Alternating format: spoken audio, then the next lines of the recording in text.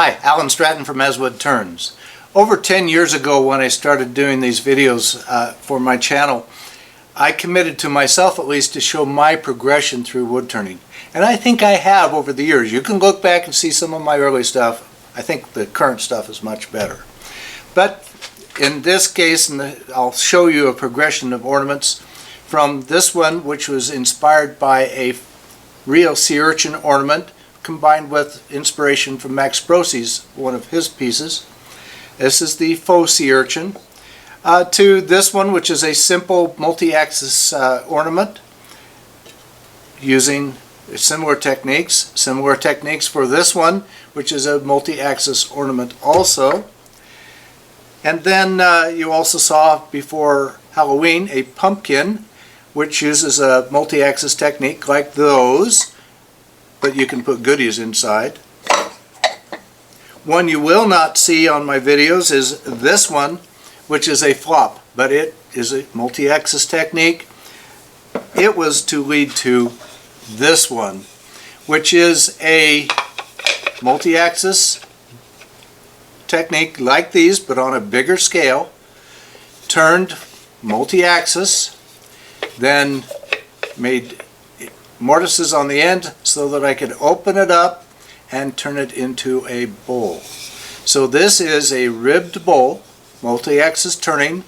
One part was difficult because my donut chuck was not quite big enough, but the rest of it is actually just as easy or difficult as these others. Actually, I'm going to say that's easy now that I've done a couple. Meanwhile, by the way, if you are seeing this video before December 12th of 2021, you still have a chance to enter your votes to this year's Christmas Ornament Challenge. A lot of great stuff up there, a lot of talent showing up in that. The best place is go to ornamentchallenge.com and do your votes there, because you will not be, you'll have to do it at your pace. Meanwhile, let's turn this multi-axis pair of bowls. Bonus. One project, two bowls. I am starting with a cylinder of box elder between centers. No need to show rough turning to this cylinder with my bowl gouge. This project starts with a rough sphere, so I'm using the octagon method to get me very close. Diameter times 0.293 is the distance from the corner of the cylinder containing the sphere to the corner of the octagon. Diameter times 0.414 is the measure of any side of the octagon. For more details, please see my videos dedicated to the process for a perfect sphere. First, I am reducing the live center end to a tenon equal to the side of an octagon. Then lay out the remaining key lines on the cylinder. Then waste off the headstock side, then the 45-degree sides of the octagon.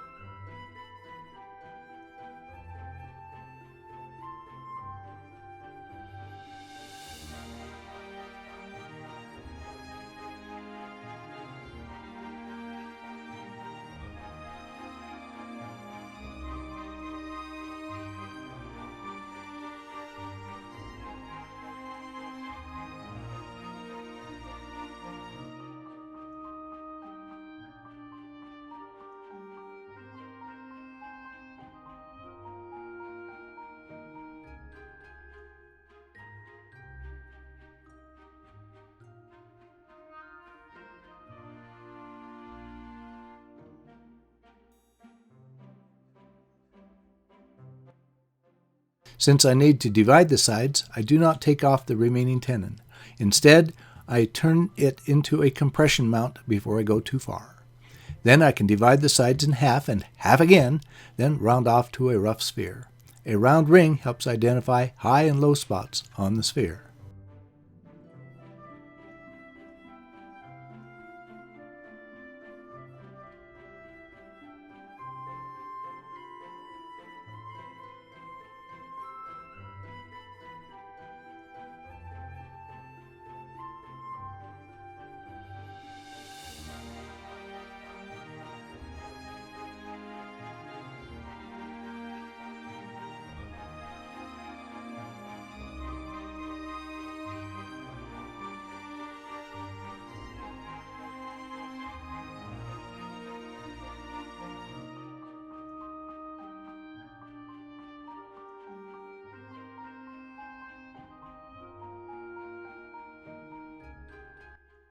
Finally, use the indexing on my chuck to mark divisions every 30 degrees, or 12 marks around the sphere.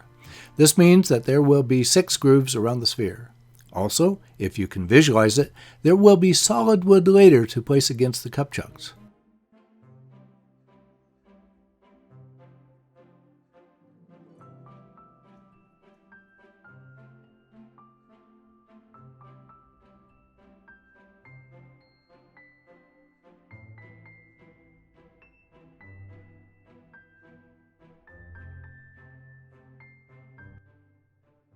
Then separate the sphere from the tenon and move on. I have switched mounts to a large cup chuck. The wood is rotated so that the old poles are now at the equator and aligned with marks on the perimeter. This is important, at least to start with, since it establishes the pattern. I am counting on a rubber stopper on my live center to hold things together. Now a parting tool to cut to a repeatable depth. This is followed by a round nose scraper to form a cove.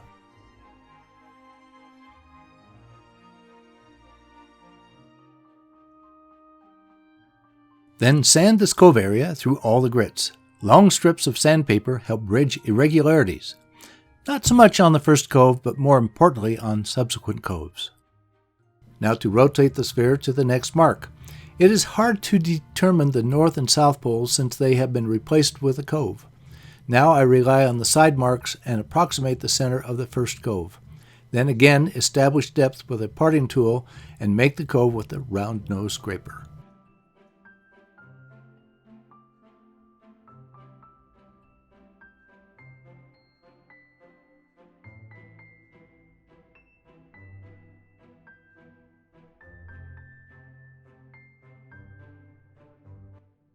Again, sand the cove area. Another rotation, being careful to align the opposing marks on the old perimeter. Then, what else? The parting tool for depth and a scraper for the cove. I try to eyeball the coves for uniformity, at least close. I have to admit it took me 2 tries to get this right. The first time I went for 8 coves, but found it made it difficult to mount to a cup chuck, since for the third cove, a cove crossed through the center of the smaller cup chuck.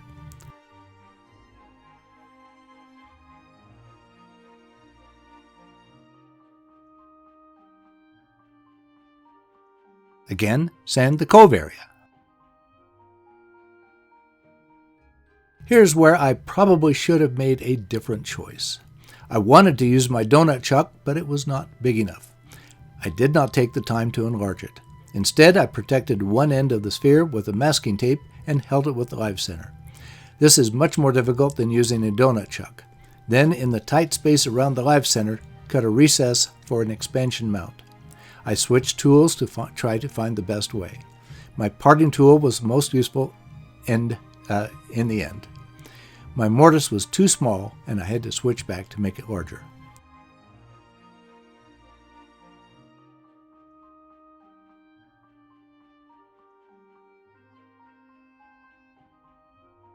Now, with the live center mounted with an expansion mount, I need the same thing on the other end.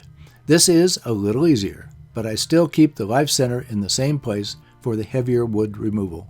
Finally, I can remove the live center and have clear access to refine the mortise.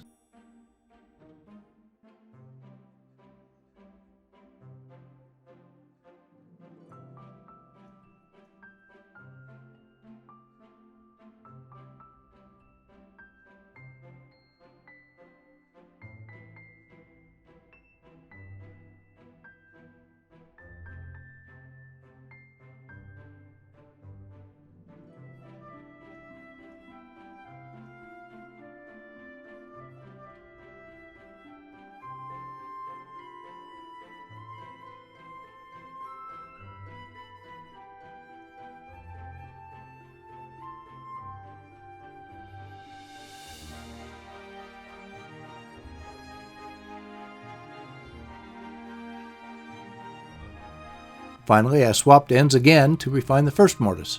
I also sand the mortise area.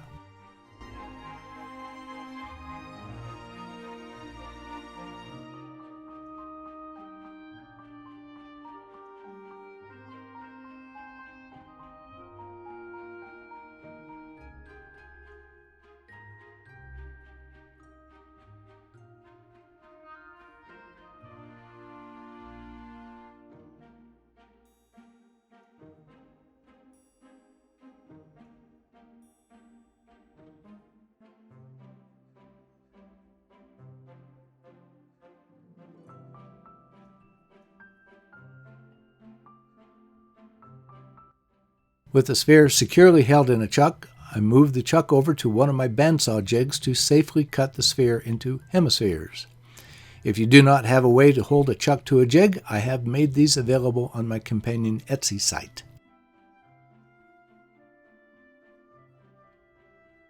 Next, I can hollow the interior. Despite it being awkward to start this, I like to keep the live center in place during the initial rough hollowing with my bowl gouge. I can take heavier cuts with it in place. Then take the live center away and be more gentle with the bowl gouge and a scraper.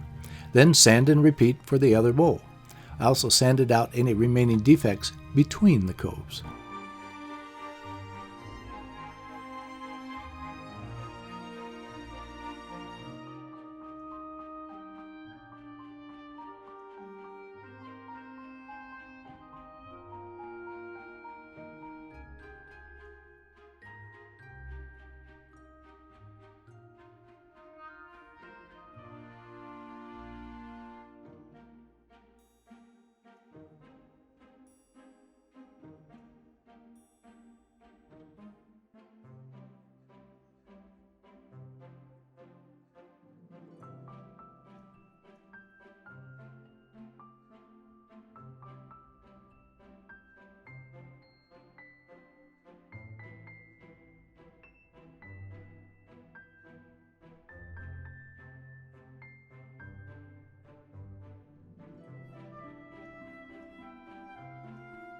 A final bath in walnut oil and a buffing completes my 2 bowls.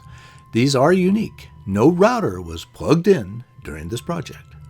Had I taken time to enlarge my donut chuck, this would have been a piece of cake.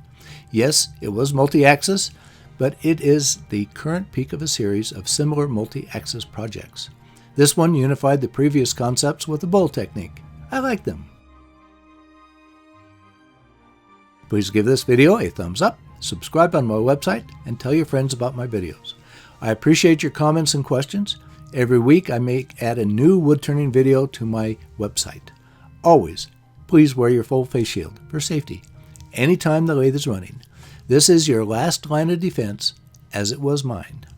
I will see you next week with another wood turning video.